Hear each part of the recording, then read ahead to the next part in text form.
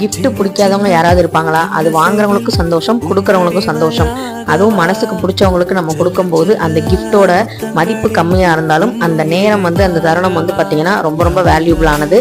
அந்த மாதிரி நம்ம தீபாவளி வரப்போகுது. நிறைய பேர் வந்து பிளான் பண்ணிட்டு இருப்பீங்க, என்ன வந்து நமக்கு பிடிச்சவங்களுக்கு என்ன வாங்கி தரலாம் அப்படின்னு. ஆனால் அதுக்கு முன்னாடி நம்ம கொஞ்சம் சிந்திக்கவும் செய்யணும். ஏன் அப்படின்னா, நமக்கு இப்போ நிறைய ஆன்லைன் ஷாப்பிங் இதெல்லாம் நிறையா வருது.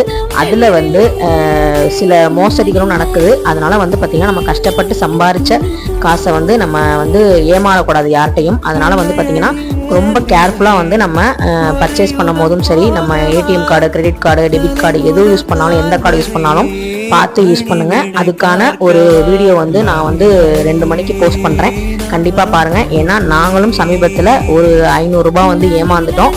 அது அமௌண்ட் சின்னதாக இருந்தாலும் ஏமாந்ததுங்கிறது பெரிய விஷயம். அதனால வந்து பார்த்தீங்கன்னா அதை பற்றின வீடியோ போட போகிறேன், கண்டிப்பாக பாருங்கள்.